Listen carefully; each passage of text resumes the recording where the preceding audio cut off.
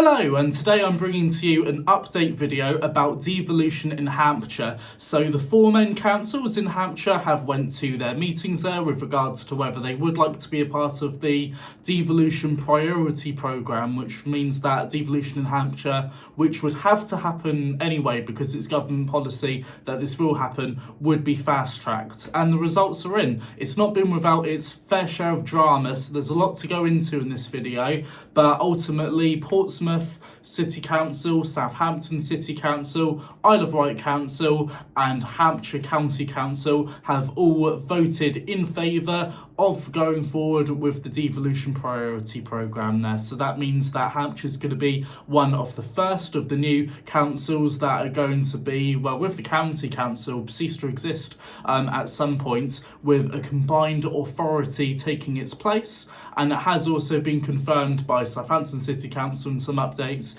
that this will be a mayoral combined authority, meaning that there will be an elected mayor in 2026, which with it comes some extra funding for the county as well, just by having an elected mayor. So again, there's a lot to go into in this video, and there's a lot of drama to talk about as well, so let's get right into it. Now, in the Isle of Wight County Council, there's been two meetings that they've had. And again, with regards to the issues that there have been there to talk about, we first need to start with the first meeting that was nothing to do with devolution there. That was a special meeting that the Isle of Wight County Council had on the 8th of this month, though, the 8th of January. But on the 7th of January, they had their monthly corporate scrutiny meeting, it's called, which is where councillors that aren't part of, I guess you could call it a council cabinet there, so they're not part of certain executive decisions, they're able to scrutinise the decisions that their other councillors in these positions there, like to do with transport and stuff like that, have made there, so they can voice their own opinions and concerns. And in this meeting, a councillor, Peter Spink, really wanted to talk about the devolution plans and get some ideas flowing about what to say in the extraordinary meeting, the EGM, that they were going to have the day later, on the 8th of June.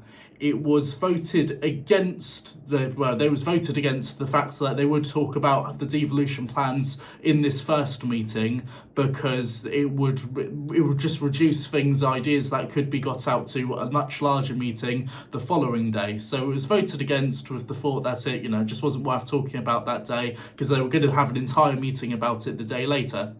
But with this councillor, they were quite upset about that. They've cited, now I'll link to the article which talks about this there. It talks about manipulation in the agenda for the meeting because they didn't talk about devolution, and ultimately it did lead to Councillor Peter Spink walking out, as well as his resignation that evening.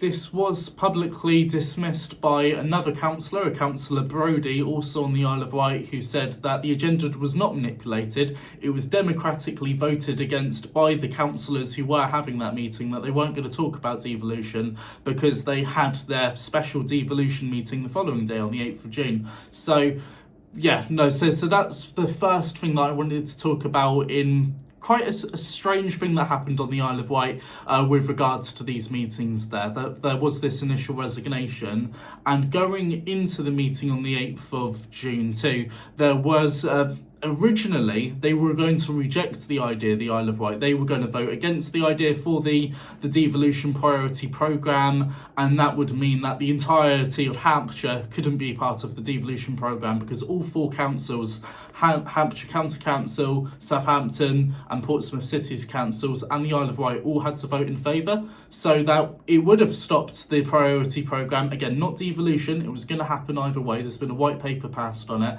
but it would have stopped us from being one of the first counties to be able to go forward for this. So originally it was rejected, and there were some quite strong words that were said about this as well, in fact.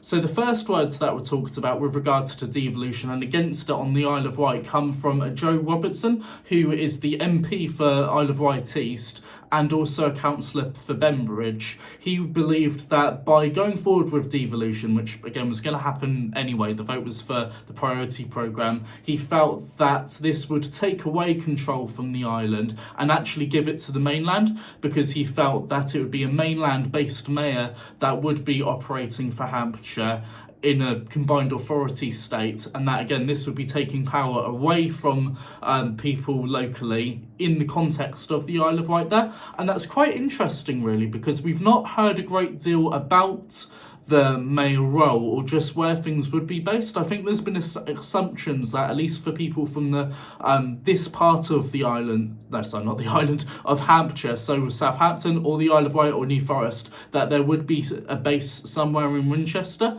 So perhaps there was that belief there where it was thought that the mayor would be on the mainland rather than ever on the island or anything. We just don't really know anything about that stage. We don't know where the mayor would be based. We don't know where the council for the combined authority would really be based at this stage. So I think that is a bit of an assumption there to think that there wouldn't be a base on the Isle of Wight, at least for a unitary authority there, which there will be some of still, to function for people locally. Yeah, so we don't really know. It's a fair argument though that again, if there's going to be a mayor, they're probably going to be on the mainland most of the time rather than on the island, or they'd have to really if they're going to be visiting different places and talking to different councillors, different politicians, different officers in councils and all sorts. They're going to be spending the majority of their time on the mainland. So perhaps there is something to think about on the Isle of Wight there, that they do need to be a lot more vocal to make sure that they do get what they need in terms of council funding, and just make sure that they are getting their fair share. So certainly something to think about, but again, a bit strange there for that to be part of the rejection, because we don't really know that much at this stage, and really the devolution is going to happen anyway there. That's just the fact of it. There was also, from the rejection there by the Isle of Wight originally, there was a councillor who took to social media to post about this, and he had some quite strong words about it. So this is Councillor Chris Jarman for Totland and Curlwell, who said, "Amalgamation under mainland conglomerate rejected by Isle of Wight full council, yeah." And yeah, no, very strong words there to say that it's a conglomerate, what Hampshire would be from a combined authority. I'm quite biased for devolution, to be honest. I feel like it's something that we should be going towards, and more power should be going to local government.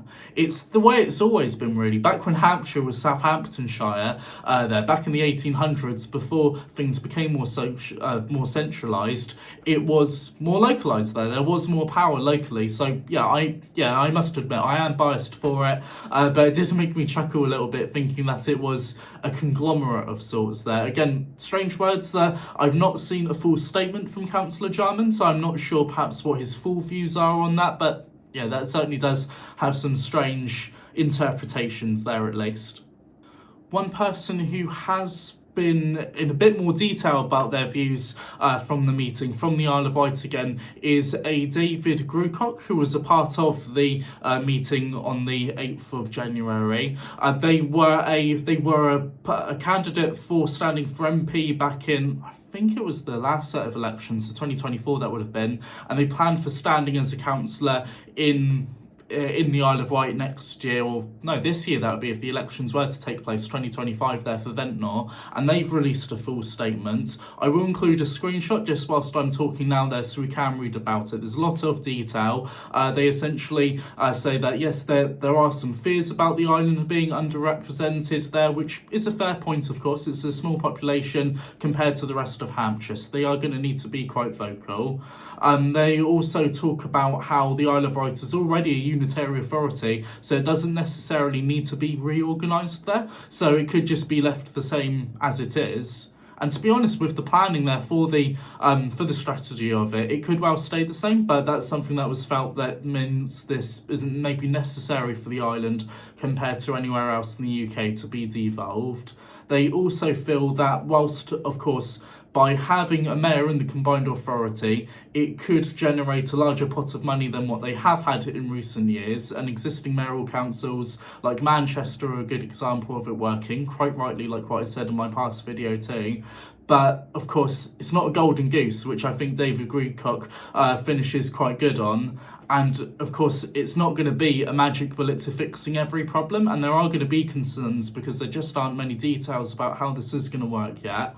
I think this is a really good article, a really good statement that has been released, whilst whilst we have not seen as much from some councillors, again coming back to that last post that I showed on screen there about just saying for voting against it, but yeah, no, I think it does sum it up nicely. There's a lot of pros, there's a lot of cons, and those are things that are going to be felt everywhere, whilst devolution is forced onto some councils that just don't want it at all.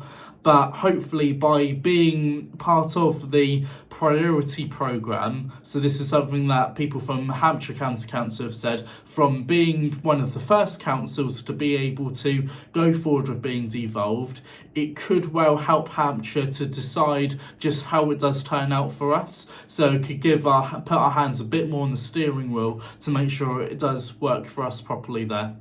So yeah, I think that's an excellent statement there just about that.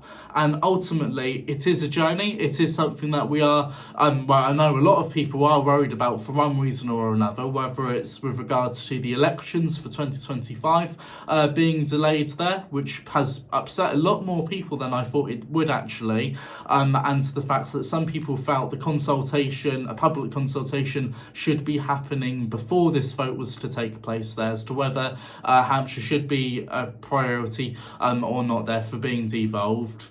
Yeah, that's by the by, and I'd like to hear those views more in the comments there with regards to this, because yeah, no, it is a mixed bag there. Whilst I'm quite biased for being in support of devolution, we just don't know what these next few years are going to turn out. It could be nothing like I would imagine there, where it could mean that we can have maybe something similar to the B network that Manchester and Greater Manchester have with being able to enfranchise their transport system. Or maybe it could, and then that would be everything that I ever wanted out of it there, where we could have buses and better control of them with regards to the prices.